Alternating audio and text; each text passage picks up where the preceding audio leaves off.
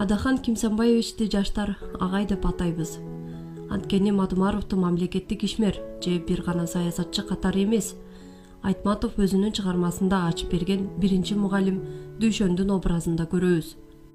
Агайдын кезектеги Москвадагы сапарында жаштардын суранычы боюнча биз менен бирге Экинчи дүйнөлүк согуштун жеңиш музейине барды.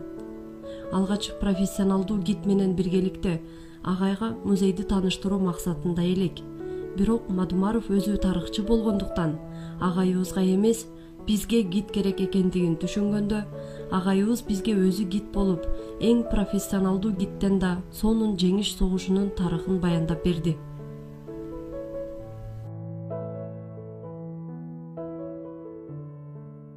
Ушел герой.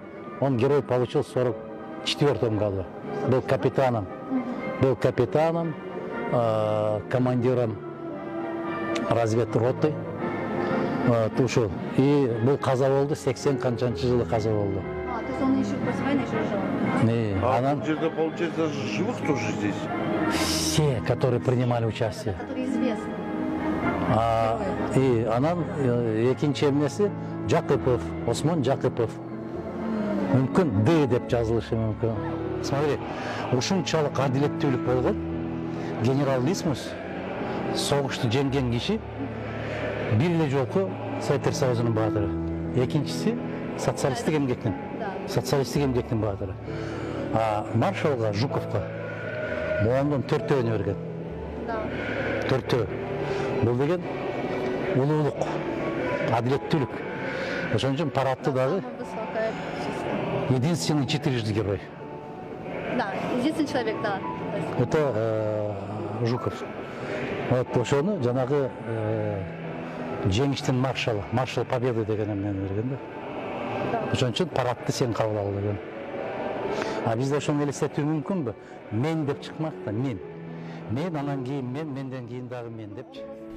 Чейрек кылымдан бери Кыргызстандагы эң популярдуу саясатчы ким деген суроо берсек, жаштардын да улуу муундун да арасында Адахан Мадумаров деп аташат. Мадумаровду жакындан тааныбаган инсандар жан дүйнөсүн эч кимге ачпаган сүрдүү киши деп айтышат. Мен болсо агайдын жан дүйнөсүн, студенттик доорун, саясатка таштаган алгачкы кадамдарын сурап, элге жеткирүүнү максат кылып келген элем. Көптөн күткөн тилегим орундалып, агай менен маегибиз Тver шаарына болгон сапардан башталды. Адаттагыдай эле Тver шаарында Мадумаровдун колдоочулары топтолуп, анын студенттик учурдагы шаарчасында бизди күтүп турушту. Мен болсо көпчүлүккө кызыктуу болгон суроолорго жооп алганга аракет кылдым. Алгач агайдын студенттик доорундагы кызыктуу окуяларын айтып берүүсүн сурандым. Агай бизге студенттик шаарчасын тааныштырганча, 3 баланын энеси өмүрлүк жубайы менен таанышкандыгы менен баштады. Жүрөк аябай дүкүлдөткөн жерлерден бири мына ошо кинотеатр Звезда. Биз Агилаш экөөбүз аябай көп келчүбүз. Неме? Келинчегим. Анда келинчек эмес. Кино. Ошо. Эч эсимден кетпейт.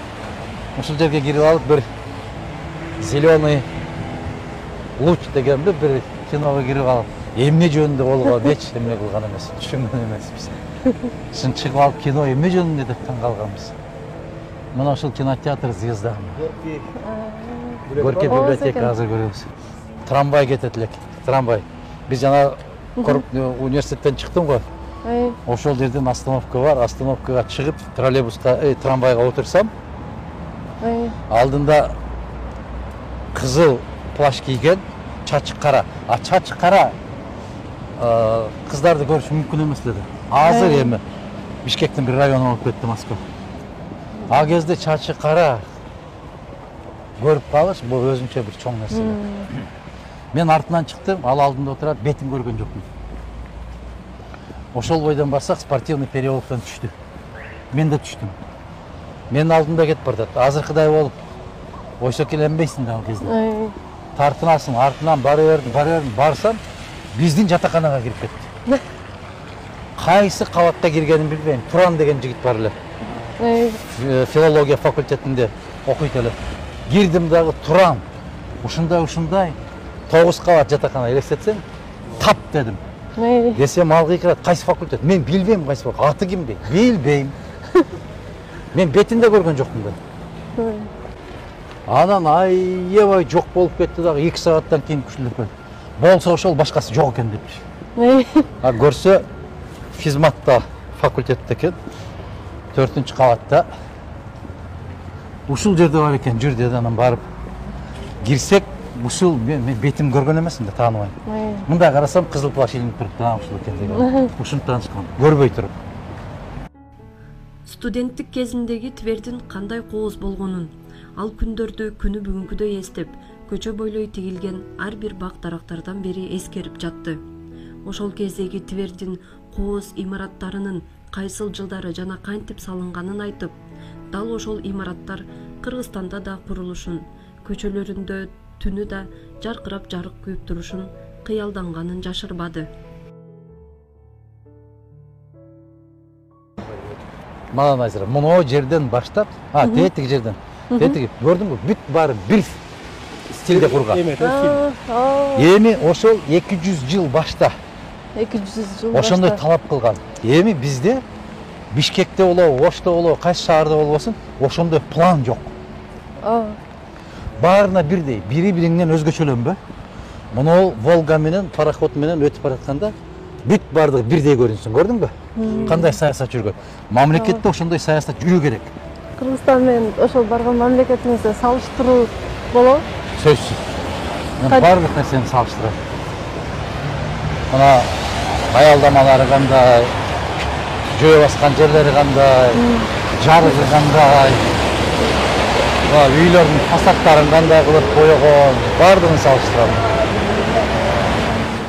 Мени абдан таң калтырганы, арадан канча жылдар өтсө да, агай Твердин ар бир көчөсүн унутпай, кайсы коомдук унаа, кайсы дарекке бараарын айтып бергени болду. Жада калса, эң кооз аялдамаларды да өз мекенинде көргүсү келгенин жашырбады.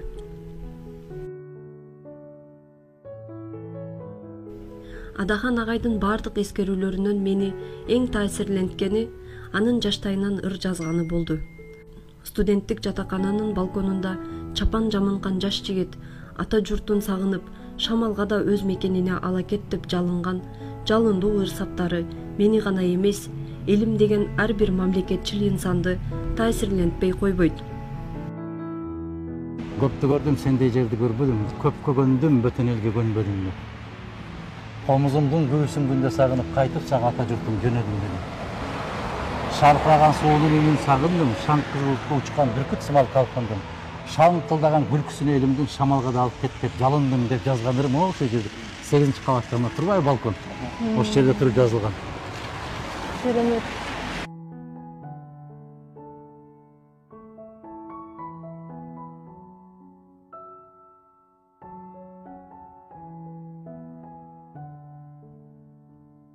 Өзү жаш болсо да, өзү теңдүү кыргызстандык студенттерди топтоп, алар менен ортодон акча чогултуп, Кыргызстандан окуганы келген студенттерге фонд ачып, акчалай жардам берип, ар тараптуу активдүү иш-чараларды уюштуруп, өз мекендештерине, мамлекетине жаштайынан эле салым кошуп келгенин биз менен чогуу жүргөн Адахан агайдын курсташы айтып берип жатты.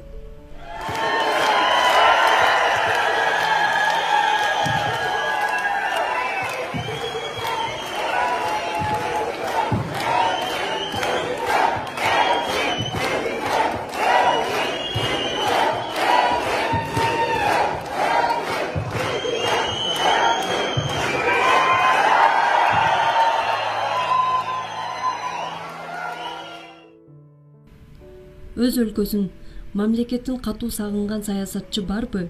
Анын баскан турганы кандай? Ал акчаны эмес билимди, бизнести эмес китепти, бийликти эмес элди таңдаган саясатчы ким деген суроого ал Мадумаров деп жооп берер элем.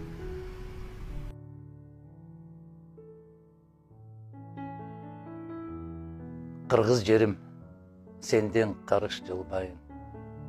Кыргыз элим, сенден такыр чыкпайын. Кандай жашап, кандай өмүр сүрсөм да, кандай иштер эмне жумуш кылбайын. Бул баягы жашоодогу рахат эмнеден турат, байлык деген эмне, баалуулук деген эмне дегенден улам жакпасам төбөлдөргө өкүнбөймүн. Укпаса угузам деп өкүрбөймүн. Бир азда адамдыгым түшүнчү деп дүйнөсү жардылардан өтүнбөймүн. Жараткан мейли бербе байлыгыңды, көтөрөм бужалганда жардылыкты, суранам бир өзүңдөн көз жумулуп, кеткиче таза сакта ыйманымды.